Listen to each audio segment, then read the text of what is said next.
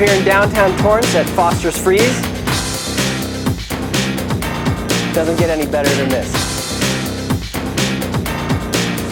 We're here at the Torrance Farmers Market. Welcome to Spotlight Torrance, where we're exploring your city. I'm your host, Shannon Murphy. Thanks for joining us. And as you can see, we're back at the Torrance Marketplace, but it's a little bit different this time. We're staying out later because the Torrance Historical Society and Museum is staying open late, till 8 o'clock, to match all the great time you're going to have here at the marketplace. It's called Late Night Thursdays, so hang on. We're going to take you for a quick tour around the block. Here we go.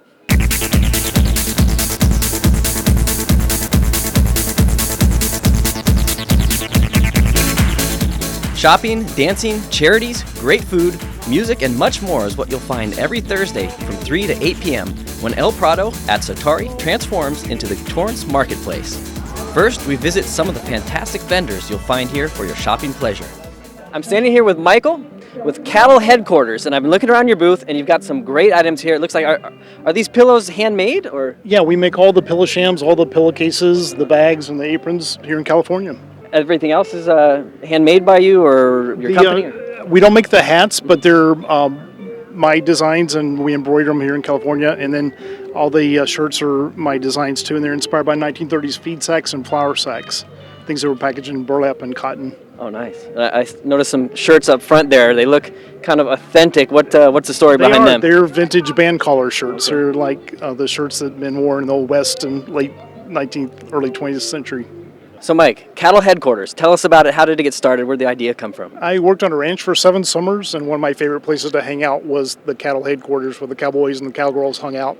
It's a 214 square mile ranch, so that's what inspired all the feed sack and flour sack designs.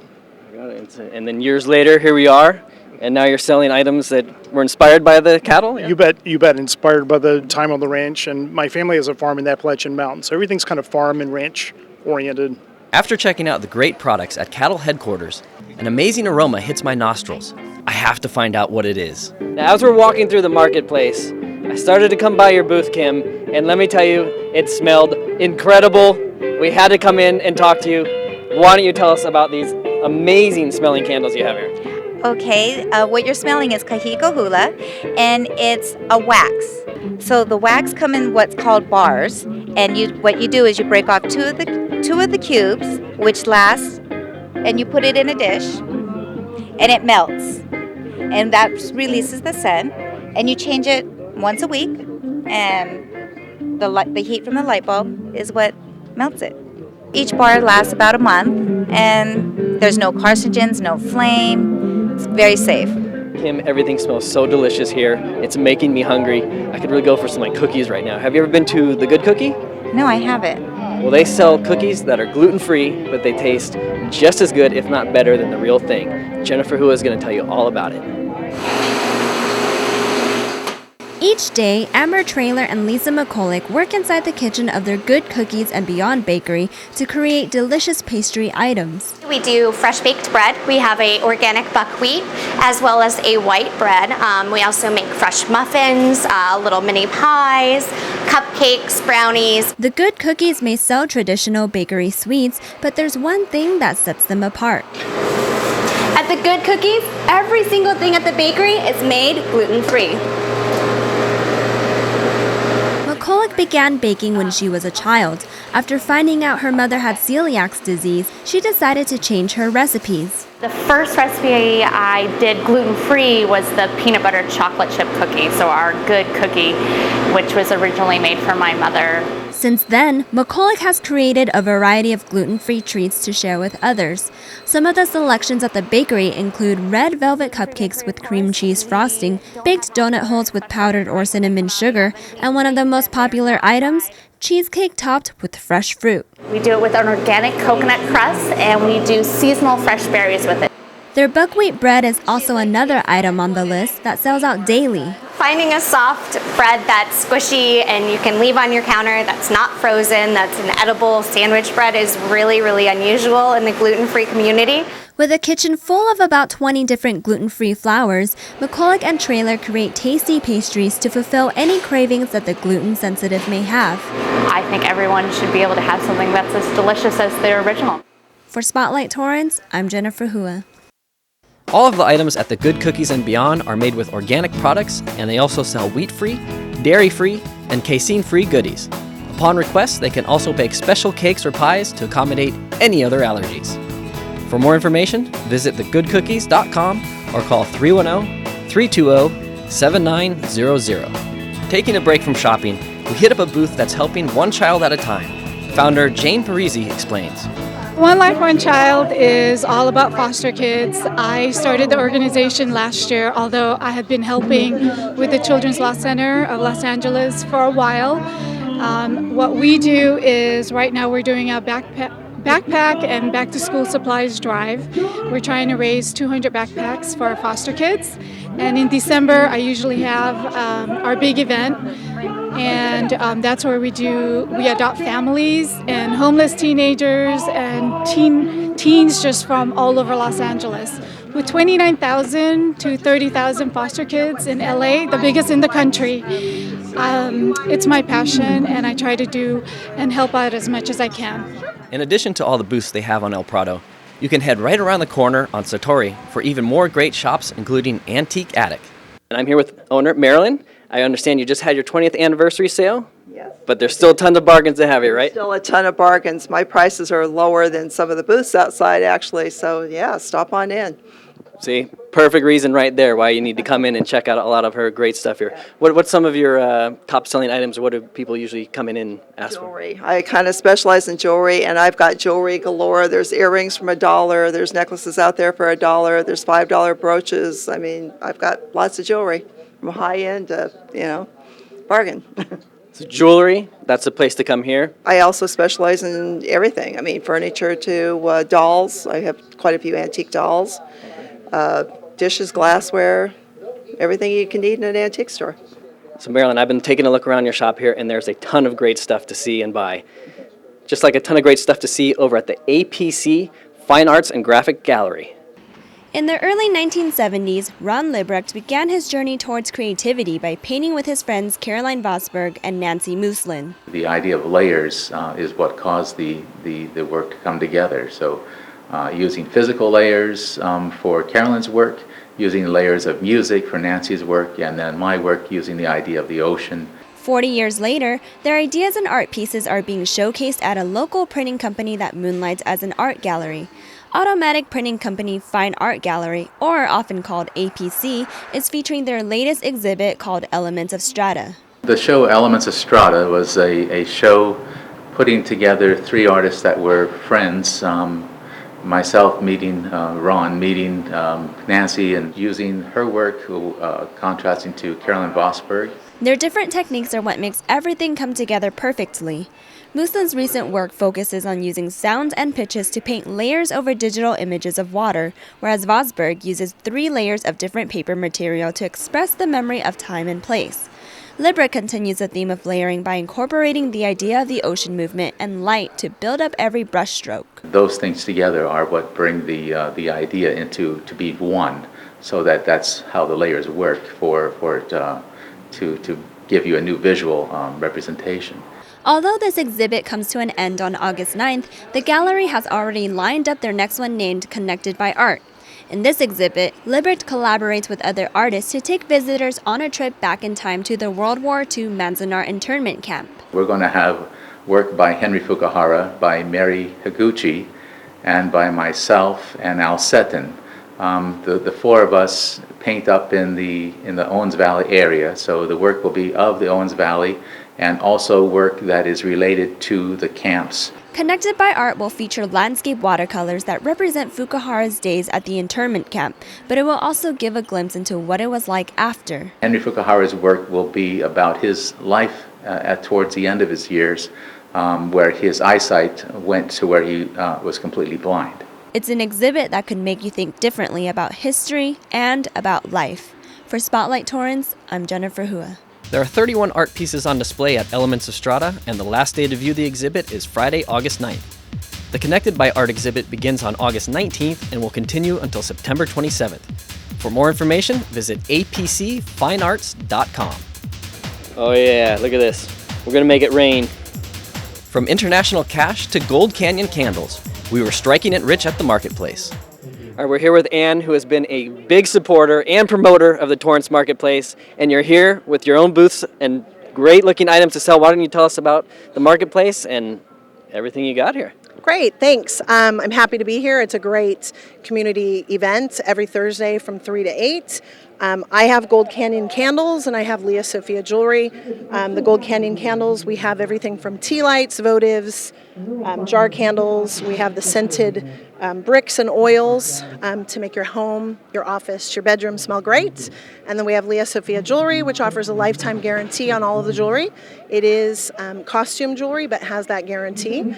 Love for everybody to come out and hang out with us. We have a great time. We have music, crafts for kids, just a great group of vendors. I've met a lot of great people, and thanks to the community for allowing it. How did you find out about the marketplace? How did you come to be here? I found it on Facebook through another friend, actually through Bonnie, who is a Cookie Lee jewelry vendor here. Facebook, it's connecting everybody and everything. It is. It's kind of scary. And actually, even Jane, who was here tonight as well with One Life, One Child, through another friend, that's how I found Jane, and that's why she's here tonight. So it was great to support her charity.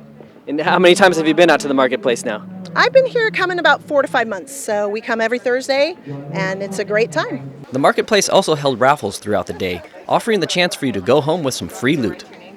See, now just showing up at the marketplace, you never know, but you can become a big winner. Like right here, we have the raffle winner with us. Show us some of the great stuff you won here. Oh, I got the Hannah Montana beach ball and raft combo. Oh, yeah. And you're going to keep that, right? Are you going to give it to your sister here? We can share. Yeah. Okay. You want the beach ball? Yes, Okay. of course. I have a feeling you're going to end up with it. Yeah, of course. What else did you take in here? What did they get you? Little recipe book. I guess I can cook now. Very nice. He just shows up to the marketplace, and now he's going home a winner with some great prizes. And don't forget the music. From DJs to live bands, we have you covered. So you can come to the Torrance Marketplace and rock out to some great music, hang out with the community, do some shopping. And you know what, if you're into music, we have another place for you to check out. The Torrance Theater Company is starting off their season with the first summer musical, Willy Wonka. Perry Shields and his wife Cindy have both been role-playing countless characters in big musicals since the Torrance Theater Company started in 1999. It's work, but at least you can kind of laugh and cry together and squeeze into costumes. In their latest work, Perry is taking the stage as businessman Mr. Salt, and Cindy portrays a loving mother, Mrs. Gloop. Both are characters from the classic 1971 film Willy Wonka and the Chocolate Factory. I like the thought of an actor being able to morph or transform, play any kind of character. It can be as far away from him as possible. Perry and Cindy are part of the 32-membered cast, which has been rehearsing since June. This 2-hour-long stage reenactment of the movie is the company's biggest production yet. A regular piece of candy is about the size of a dime, but for the show, audience members can expect to see pieces of candy bigger than the size of their head.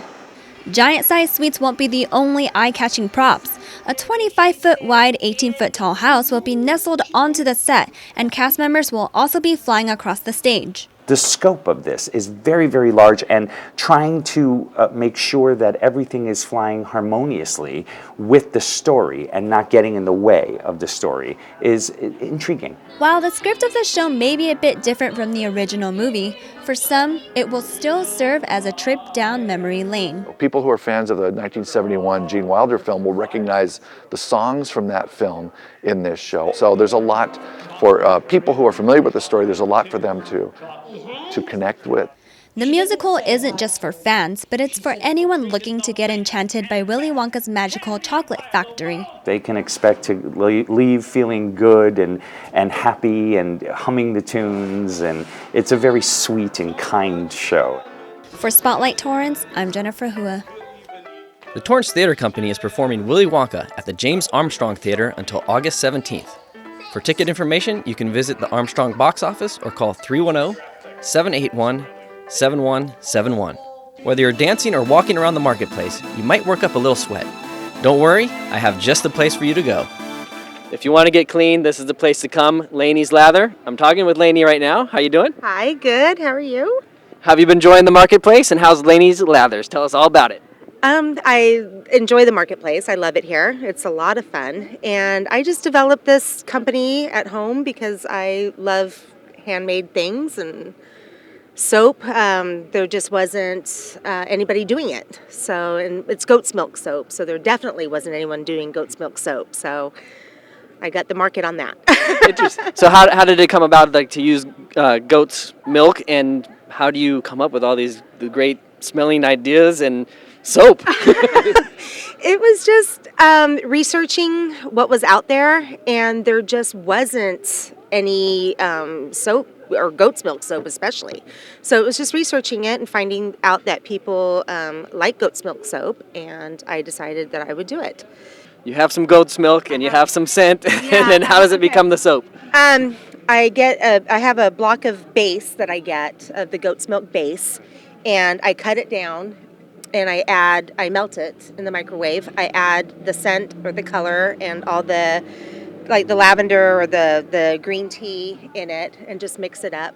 And then I pour it into the mold, and then I just wait for the mold to harden. And then I wrap it all up in the shrink wrap, and that's it. It's good to go. And how is it compared to regular just store-bought soap? Is it a lot better here? I know it smells a lot better. Yeah, it is a lot better. It's a lot smoother. It's more moisturizing, and the goat's milk has a lot more vitamins in it, like vitamin A, and it's really just soothing to the skin and very creamy, very lathery, and it's not a lye-based, so it's a glycerin-based, so it's very good for you. As the afternoon turned to evening, it was time to head to the second part of our journey. Here we are at the Historical Society and Museum. We're here to find out what they've got going on late night.